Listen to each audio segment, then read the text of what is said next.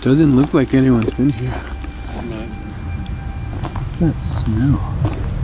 This officer is, unknowingly, reacting to the decomposition odor coming from Craig Thetford's hidden body. Police have been searching for him for months with no success, and even now, with the foul odor in the air, they still have no idea he's buried only feet away. Is that dirt or is that blood? This is the only way I've been able to have any communication with you, and I don't even know if it's him. I wouldn't even know where to start looking. There's some weird going on. Whoever killed Craig covered their tracks meticulously, using chemicals to mask the odor, disabling security cameras, and hiding in plain sight. And while detectives spend months trying to figure out where Craig went, the suspected killer quietly continues spending Craig's money, allegedly buying houses, cars, and crafting a plan to ensure they are never found. Holy smokes. Well, I want to say something else, but I don't want to implicate her. You need to say it. You might start looking in the Caribbean. Police Department! Sheriff's Office, Financial Soul!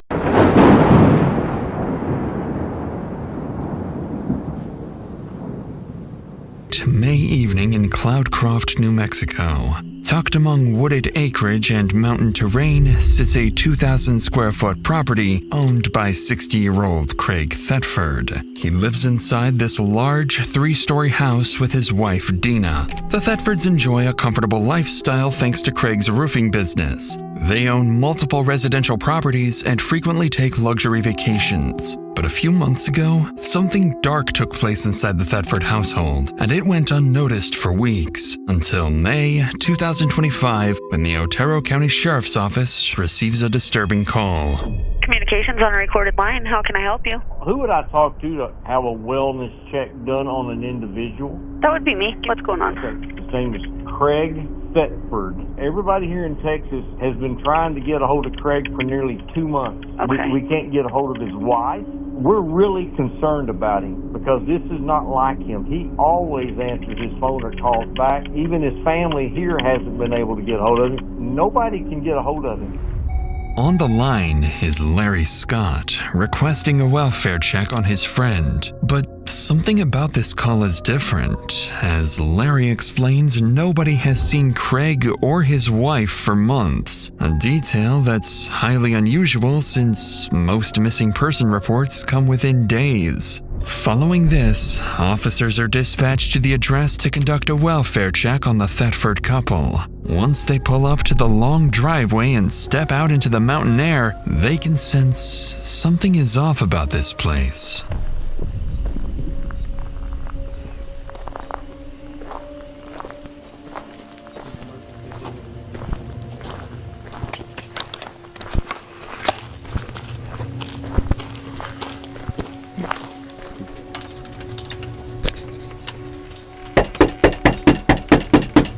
Sheriff's Office!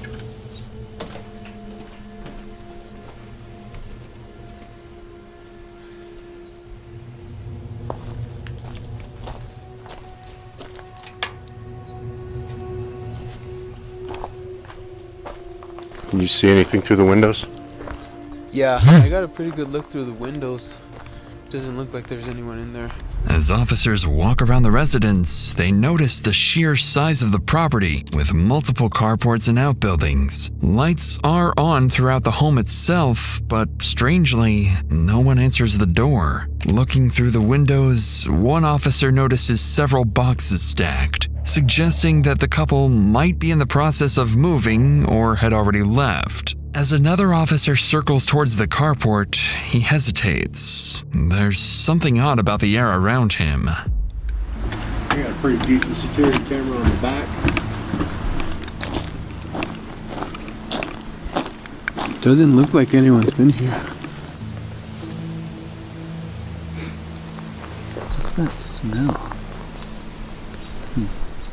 Coming from the carport, a faint, strange odor drifts through the space. But up in the mountains, with wildlife and wooded terrain, unusual smells aren't uncommon, so the officer brushes it off and moves on. With the home appearing vacant and no immediate signs of foul play, cops call it off and leave with the impression that the Thetford couple likely moved out and simply forgot to inform their friend Larry. Unknowingly, officers are walking away from the first signs that something far more sinister is at play. The next day, things begin to shift into something more serious as police receive a second call about Craig. However, this one carries more concerning details than the last. Telecommunications on a recorded line. How can I help you? Okay, this is going to seem really, really strange. About 4 months ago, my grandpa had went off the face of the world, and he's a volunteer firefighter up there. He loved to do it. He talked to me about it all the time. And so I'd like to place a wellness check. But the only person that said she's talked to him in 4 months is his wife, and apparently now they're getting a divorce. He's doing a whole bunch of stuff, but I don't believe it. It's not my grandpa. It's just really strange. What's his name? Craig Thetford. And what's your name? My name is Cody Gibson, and I'm his grandson. His wife is supposedly in Texas getting a divorce.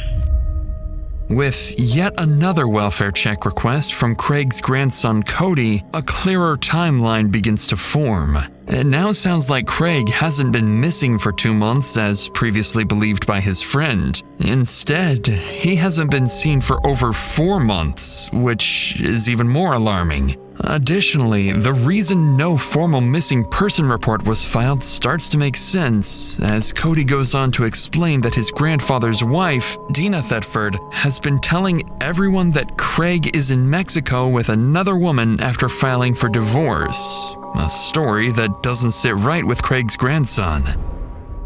Following this second call, Otero County Sheriff's deputies are dispatched back to Craig's house. This time, instead of simply knocking and leaving, they widen the scope. If Craig and his wife aren't inside the house, maybe someone nearby has seen or heard something. So deputies begin canvassing the surrounding properties, a decision that will quietly kickstart an investigation into what may become one of the most elaborate and twisted homicide cover-ups they've ever handled. Deputy Pintor with the Sheriff's Office. By chance, have you seen your neighbors over? No, sir, I hadn't. I've been really worried about him. Okay. Since January. And we were real good friends and everything. Okay. And we were both on the James County Fire Department. Mm-hmm. And then come January, there was just no contact. No contact at all come January? I got him. I was on the James County Fire Department there for about 5.5 years. Mm-hmm. And when he moved up here, I talked him into it. Okay. And I mean, we were real good friends and everything. Yeah. And then Josh over here, we got him on the fire department. Josh and Heidi here would know more information about them because I know. Do you know what the address is over there? It's just that A-frame right there. This one right here? Yeah, this one right here.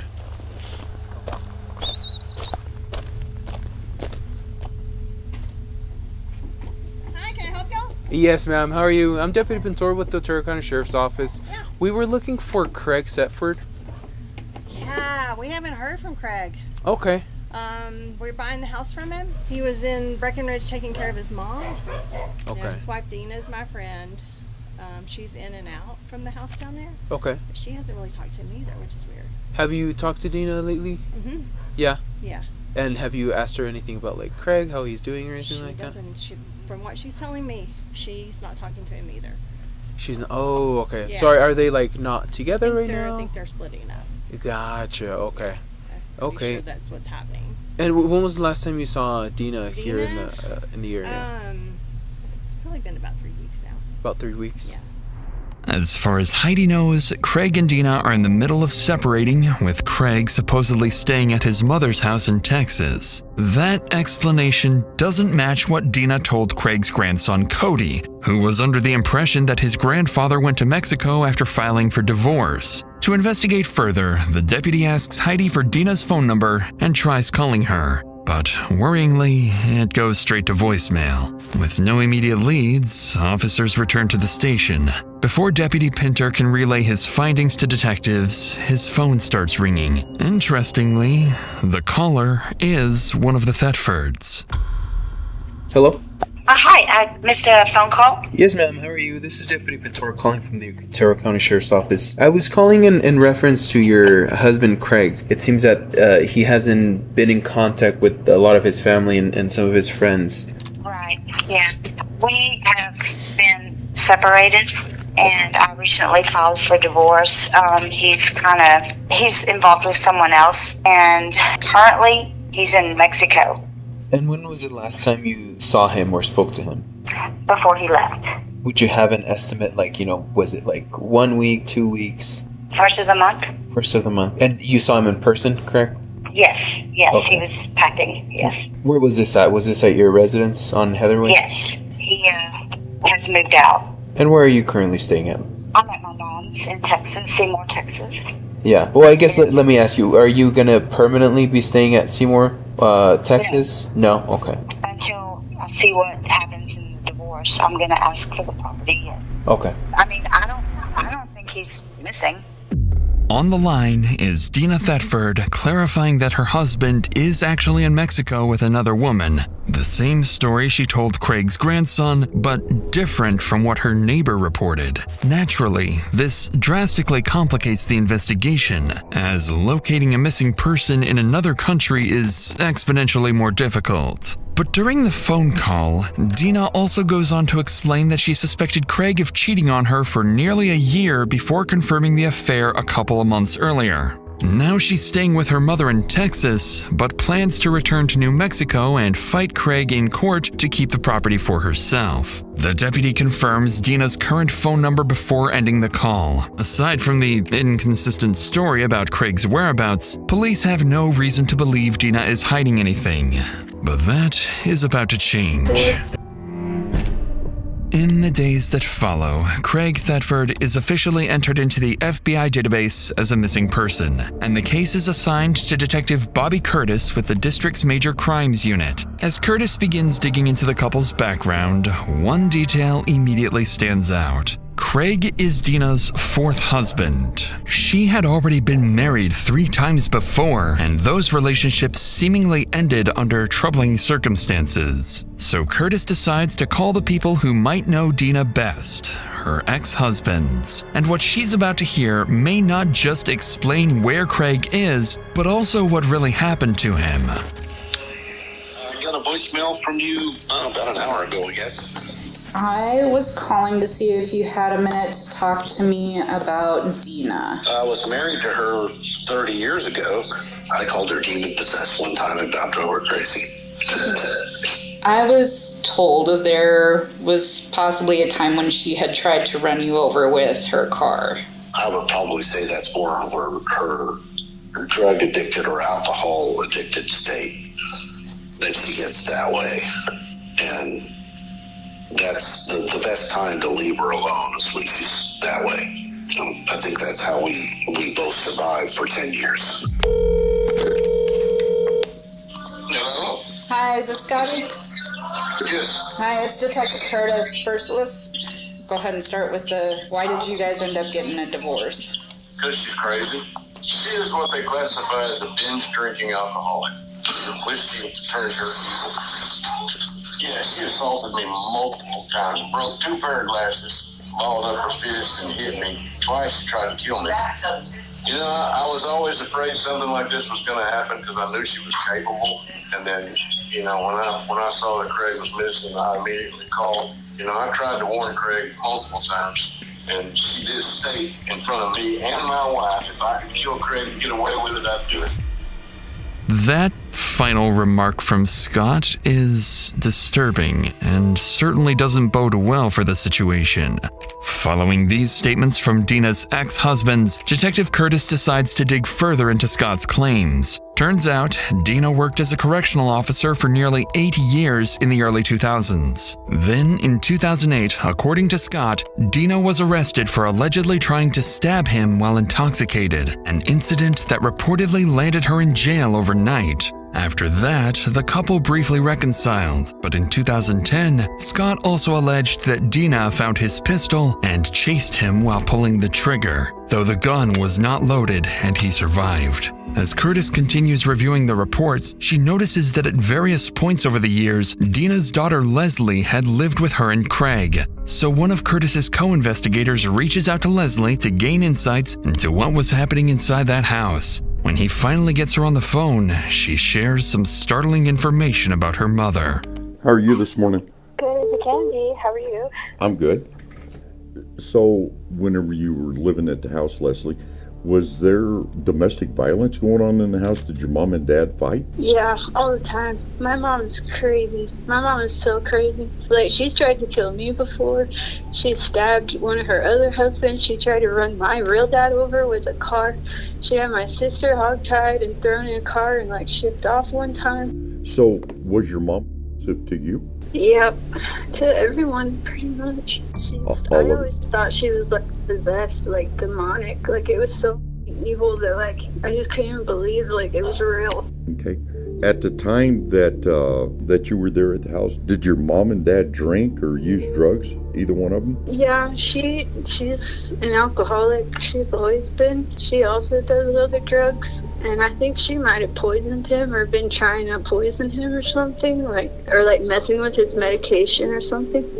Needless to say, things are starting to sound grim. There are now 2 separate people alleging that Craig may be dead and that Deana could somehow be involved.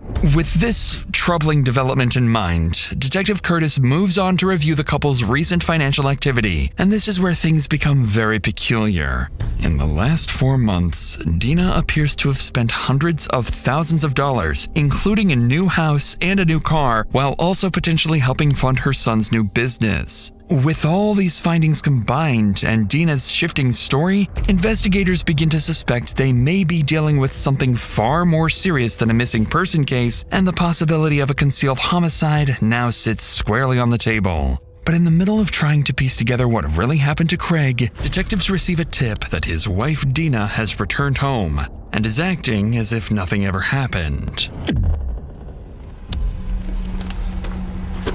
Somebody's home.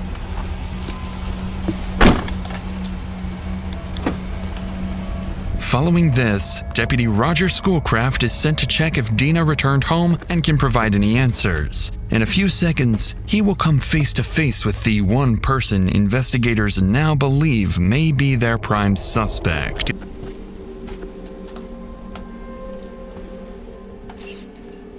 Hi, good morning.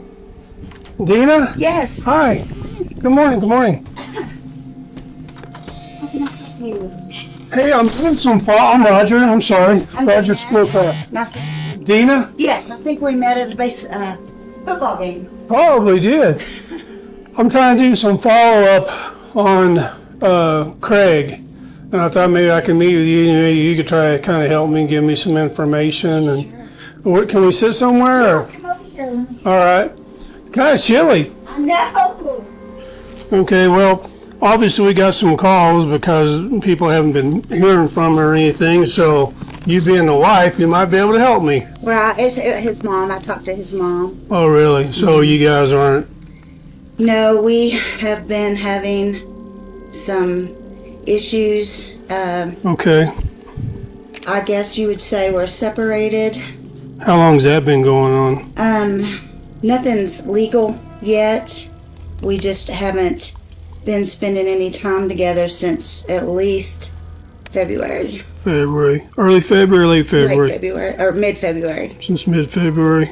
Things weren't working out, so you left, he left, how did that? He left. He told me, well, he first went to Texas because said he needed to go help his mom. So he left here to go help his mom? That was what he said, yes. I've never really had any reason not to not believe what he said. And that was like the second week of February? You'll have to bear with me because I don't keep track of time. Even though Deana doesn't keep track of time, she does seem to keep track of other things, like the details surrounding Craig's disappearance. Within just a few minutes of their conversation, Deputy Roger notices that Deana slightly adjusts her explanation about Craig's whereabouts, now claiming that he simply told her what he was doing, and she had no reason not to believe him.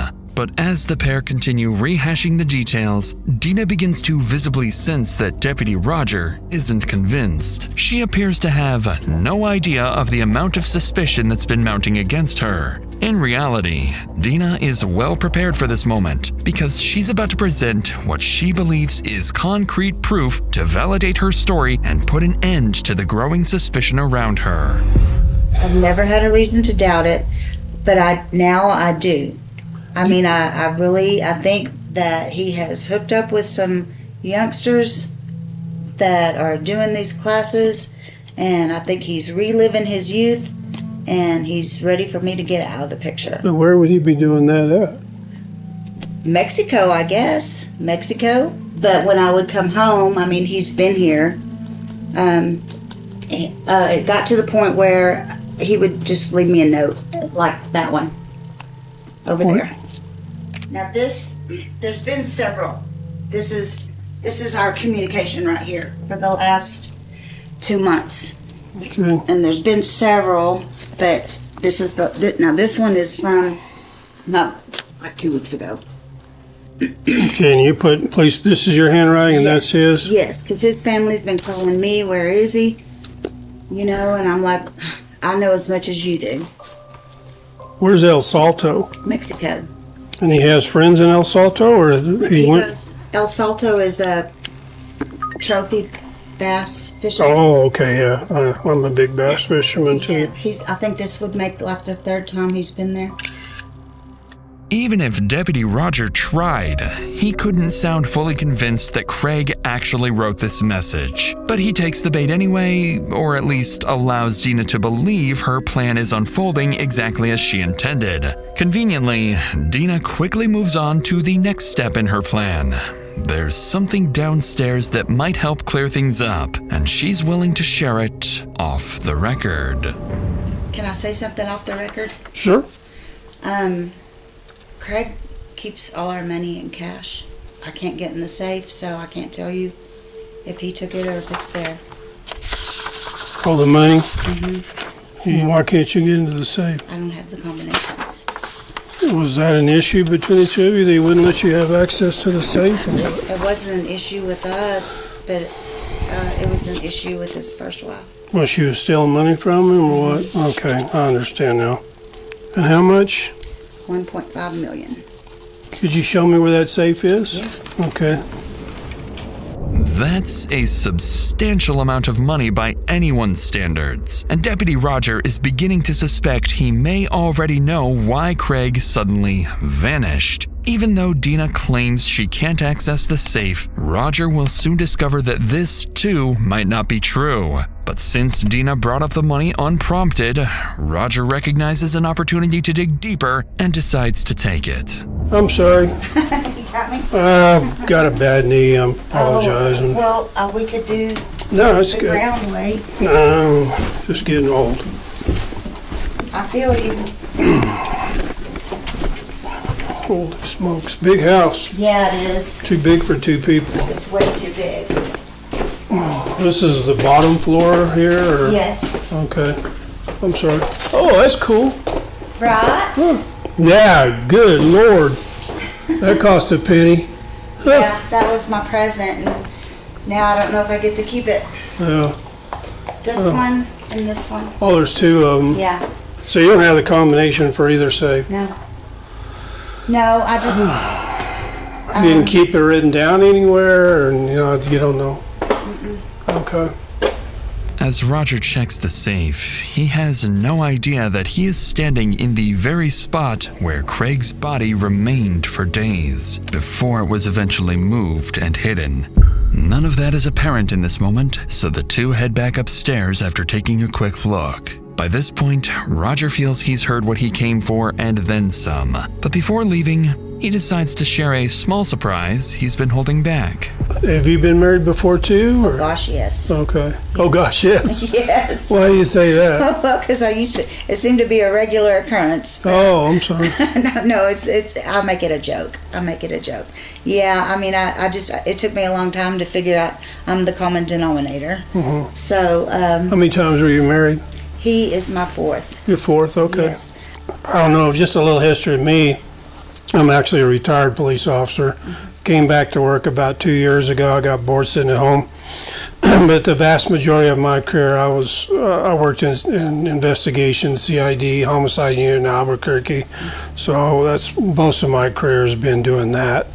Deputy Roger leaves little room for doubt, subtly making it clear that he is, in fact, investigating a possible homicide. Even though Deana tries to appear nonchalant, her face tells a different story. She looks visibly taken aback by the idea that a homicide detective is now sitting in her living room, and the timing of Roger's reveal couldn't have been more deliberate, coming right after Deana seemingly acknowledged that she's the common denominator in her previous failed marriages. With the surprise revealed, Roger wraps up the conversation and heads out, leaving Deana with a clear implication that she may now be a prime suspect in the possible homicide of her husband, a thought that will soon begin to consume her. At the same time, Roger walks away with something else he believes he identified during the hour-long interview, a possible financial motive behind Craig's disappearance, as well as an even stronger suspicion that he may have just been speaking with the alleged killer herself. Before heading back to the station to relay his findings, Roger's relentless instincts get the best of him.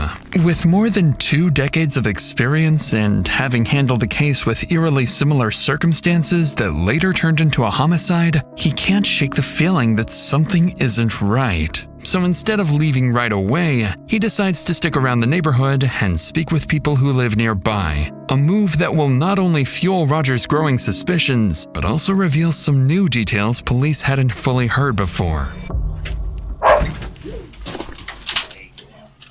How are you doing? Hey, you.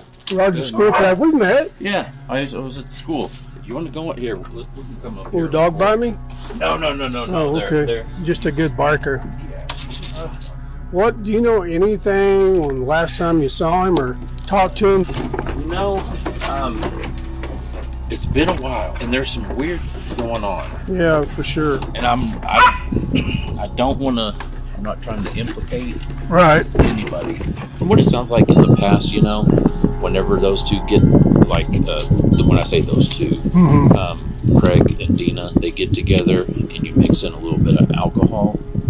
Things get a little bit flammable, or can be.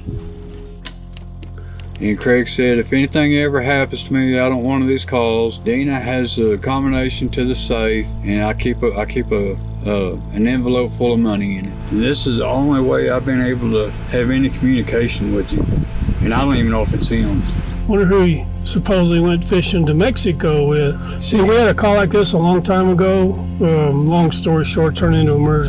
But she was staying in the house 3 weeks after she'd murdered him, and she drug him out in the back porch and covered him up with a tarp. Kind of rings the same deal. Same story, all he went on a fishing trip, well, he kept not showing up for work, and people were calling.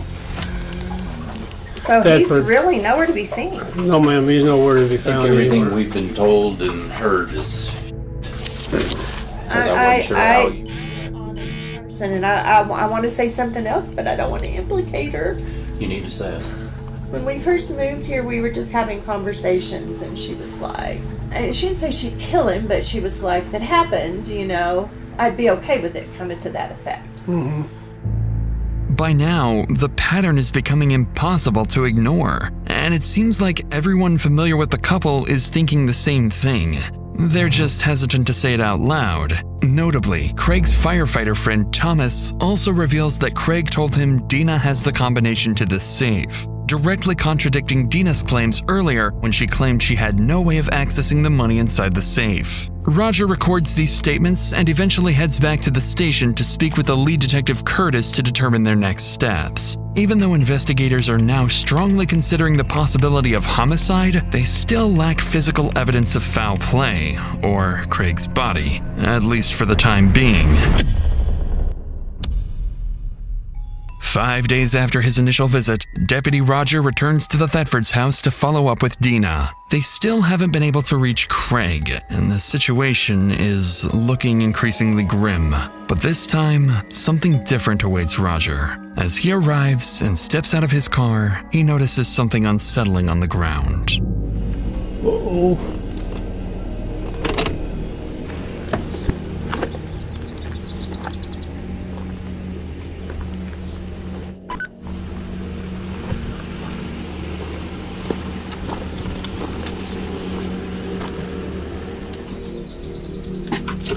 Good morning. Come on in. How are you? Good, how are you? Good, good. I was about to make some coffee. I'll take some coffee. What are you putting in the ground? I'm not putting it in the ground. I was trying to flatten it. I'm going to roll those rocks back in there. Oh, I saw that metal thing. I thought maybe it was some kind of a holding thing. It's an above ground gardening. Oh, yeah. Roger treats the discovery lightly, even joking about the massive hole Deana dug outside. But he'll soon find out that he's been, unknowingly, walking right over the truth this whole time. What's he close to? Was he close to any of the females at all? He's nice to everybody. I mean, everybody adores him. Yeah. You know, we were going to church and everybody just loves him, and the neighbors, he would do anything for anybody. So none of these neighbors had a gripe with him or an issue with him. It's just so unusual for somebody just completely pop off the radar. Just poof, they're gone. Well, it's a mystery. I just keep thinking he's maybe got an enemy that we're not aware of, or somebody that felt like they had something to gain. I think, you know, if I had just left when he told me to, then none of this would have happened. With this statement coming directly from Deana, she has effectively pointed the finger at herself. Whether she realizes it or not remains to be seen. With the remainder of the conversation yielding no new leads, Roger wraps up his second visit and heads out, still empty-handed. But as he leaves the property, Roger has no idea that this might be the last time he ever sees Deana alive. In the following weeks, things begin to escalate dramatically as Deana appears to have vanished. Any phone calls from detectives went straight to voicemail, and police were unable to locate her. Investigators also caught wind of rumors alleging Deana was talking about fleeing to Jamaica or taking her own life. However, there's a huge development that's about to happen today. Because sometime in the afternoon, an old co-worker of Deana from her prison job calls lead detective Curtis with an explosive tip. Hello? Hi, is this Andrew? Yes, ma'am. This is Detective Curtis with the Otero County Sheriff's Office. I had a message that you had called. Yes, ma'am. All right, what can I help you with, sir? I recently got in touch with an old friend of mine. She was married to that dude, and apparently she said she shot him. I have a conscience, and I couldn't just not say nothing. Can you tell me her name? This is his wife, Deana. Did she tell you when? No, ma'am. I don't know none of the particulars. What everyone has been anticipating this entire time has finally come to fruition. Seemingly straight from Deana herself, according to her old friend Andrew. However, without a body or hard evidence, Detective Curtis can't obtain an arrest warrant or press any charges. But not long after this call, another development takes place. This time, police catch wind that Deana was at her mother's house in Texas and attempted to take her own life. Detective Curtis realizes how quickly and dangerously the situation is escalating. If Deana manages to flee, or worse yet, takes life, they may never find Craig's body, and the case is doomed to go cold. With that possibility looming over the case, Curtis decides to act fast. She obtains a search warrant for Craig's house and begins coordinating with the Major Crimes Unit to execute the search, find Deana, and, more importantly, uncover Craig's body. As coordination is underway, Curtis sends a group of detectives and heads out to Deana's mother's residence. She needs to figure out why Deana is trying to harm herself. We'll watch this if they get stuck in here. Hi, Mary. I'm Detective Curtis with the Sheriff's Office in New Mexico. Is it okay if I come in? Sure. I understand that these guys updated you on why we're all here. Yes. Okay. We're hoping that maybe we could talk to you a little bit about everything that's going on, if that's all right. Deana tried to take her life. Did Deana tell you why she wanted to take her? No. No? Did she have a method she was planning on using? I don't know. She didn't say that. I knew she was real depressed. But I didn't expect any of this. About how long has she been back here? She's started coming back off and on. I think it was maybe, I'm not sure. Deana's mother is visibly shaken by the thought of her daughter harming herself, but she can't explain why Deana would take such drastic action. Detective Curtis wraps up the interview and gathers possible addresses for Deana's acquaintances, hotels, and hospitals where she might be. They need to find her before she can do something irreversible. Hours later, back in New Mexico, the Major Crimes Unit is briefed and the coordination is in full effect. Detective Curtis and Deputy Roger, along with a group of officers, make their way to the Thetford property, hoping to find at least one of the two alive.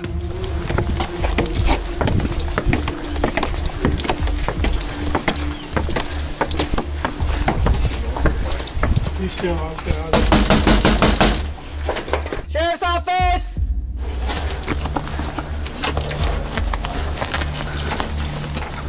Is there a code spot? No. Let me check these other doors. No. This one's already been forced. It's already been what? Huh. After circling around the exterior of the top floor, deputies discover one of the front doors is suspiciously unlocked, suggesting Deana may be somewhere inside. Officers decide to conduct an initial sweep for potential threats. Given Deana's violent past, her prison officer background, and the murder allegations hanging over her, deputies can't be too careful. One of the deputies has a code for the garage door downstairs, and that's where they decide to make their entry. Through the garage! That door's familiar. Sheriff's office!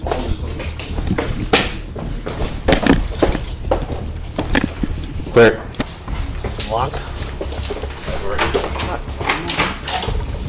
Stairs there. Locked. There's 2 doors to the left. 2 doors. We're gonna open this. Stairs. I got stairs. What's it? You got stairs? If you want, so there's another door on this other side.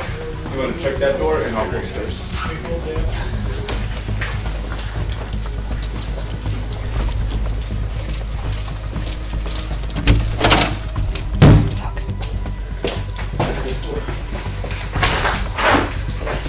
I got another door. Alright, behind you. 3 up, 3 down. Okay, behind you, blue. I got another door. Okay, good. Blue. Oh, Blue. Good? yep. Back around. After clearing the basement, officers spot Craig's safe that's supposedly holding $1.5 million in savings. A locksmith quickly gets to work on unlocking the safe, while deputies head upstairs to continue sweeping the house, where they'll soon find their first clues of foul play.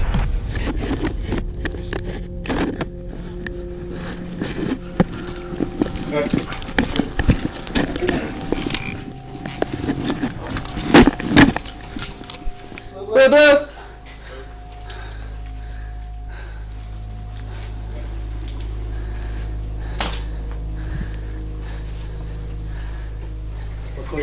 Call clear. I already checked the bedroom here and the bathroom and the closet. As police finish sweeping the house, they begin to notice multiple clues that suggest a violent event and subsequent cleanup. Multiple bottles of bleach scattered throughout the house, a surveillance system that appears to have been physically disabled, and various areas showing signs of cleaning. But with no sign of Deana or Craig's body in the main house, deputies move outside to check the outbuildings, starting with Craig's man cave. It's the This one might man cave.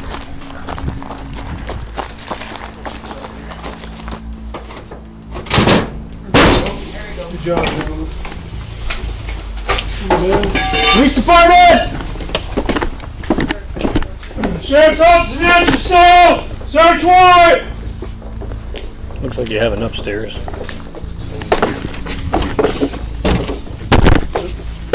Small room, got a door.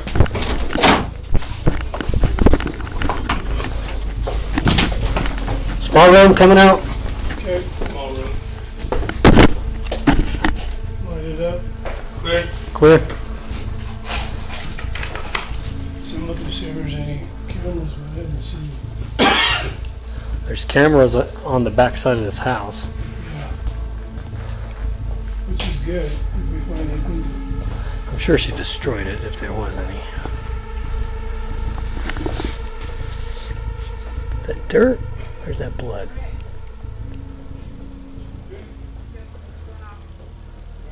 As deputies continue their search, they also find a table saw with possible blood traces, as well as suspected splatter in the workshop area. But still, no human body or remains anywhere. In the meantime, back in the basement of the main house, the locksmith is seconds away from opening Craig's safe and confirming something Deputy Roger had suspected all along.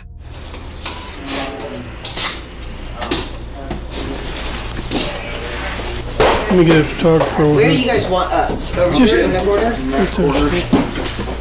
On camera. We can get out of here for a minute if you'd like. No, you're good. We're good. Bunch of ammo. Rifle, pistol. Yo, I have it all. Holy smokes. I want Kimber is missing. I don't want to destroy this. Looks like it was 42.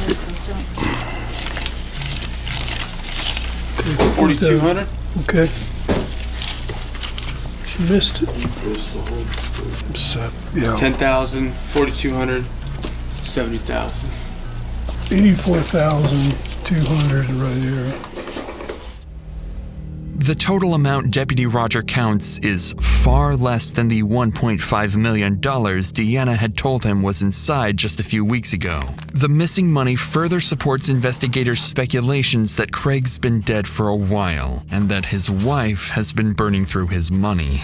The area is vast, and if Craig had been buried somewhere beyond the property, finding him could take months or longer. What officers don't yet realize is that Craig's body has been hidden in plain sight the entire time. As the search continues, a detective back at the police station gets a call from someone all too familiar with Deana, her daughter, Leslie. The last time the detective spoke with Leslie, she revealed startling allegations about her mother's behavior during the time they lived together. This time, however, Leslie has critical information to share. Details she and her siblings supposedly knew for a while, but she's the one who finally decided to talk. Randy, it's Lizzie, and I have Leslie on the line. Leslie. So I told her that I had kind of filled you in, but I was going to let you ask her any questions you might have. Okay. Hi, Leslie. How are you this morning? Oh, you know. Hanging in there? Yeah. Well, good. So, Leslie, can you tell me what your mom told you? It was just like everyone was being so weird, and I knew something was going on, but nobody would tell me anything. Well, long story short, she said she was gonna, and then she came to see me one last time, and she wanted to see my son, her grandson, one last time, and then she told me what happened. What did she tell you happened? That Craig pushed her down the stairs, and she shot him, and he fell into the pool room. She left him laying there on the floor for like a day, 2 days and a half, and then she wrapped him up, I don't know, rug, plastic wrap and stuff, and then they tied that up with a tractor, and they moved him with the tractor to the carport. And there's 2 carports over there, and I kind of have the feeling that he's probably in the one by the bunkhouse where he used to park, like underneath the tractor, or like something parked on top of him. Like it might be like they might have dug like a little hole or something. It's like a hidden in plain sight type of thing. So why do you think your mom called you? Well, I was the last one to find out. My other siblings had already known for a long time. She said she wanted to like unburden herself. All my siblings and everybody was like acting so weird. Then my sister was crying and everything, and she asked me to come to her house to see her. So I went to her house, and then after I got back from there, like everyone cut contact off with me, and I haven't talked to them since then. And just like that, Leslie seemingly cracks the case, giving investigators the breakthrough they've been looking for. The deputies back at the residence are informed that Craig's body is hidden on the property. Based on Leslie's tip, they move to conduct a thorough search of the detached metal carport west of the house, where investigators will discover that the truth has been hidden in plain sight all along. In the carport, next to the tractor, officers spot a large pile of cardboard boxes, rugs, soil bags, and other items stacked to hide something underneath. As they clear the pile, black plastic sheets become visible, and inside, they discover a human body concealed beneath materials to hide the foul odor. After transporting the body for an autopsy, doctors estimate it has been deceased for weeks to months, consistent with a January killing. 3 or 4 gunshot wounds are found on the left side, including one through the heart, classifying the death as homicide. After using fingerprints, the body is positively identified as Craig Thetford. With this tragic discovery, an arrest warrant is officially issued for Deana, and multiple units in both New Mexico and Texas are informed to be on the lookout for her. A few hours into the search, officers in Texas receive information from Deana's mother, Mary. She tells them that Deana is at Red River Hospital. Officers quickly arrive at the hospital where they find Deana alive and unharmed. She's taken into custody without incident. As she's transported to the station for questioning, Deana remains calm and cordial, almost as if she's been expecting this moment for months. Detective Curtis now has a body and what she believes enough evidence to pursue homicide charges. But there's one final question she doesn't have an answer to yet. Why was Craig truly killed? William Lindowski with the District Attorney's Office out of New Mexico. I'm Detective Curtis with the Otero County Sheriff's Office.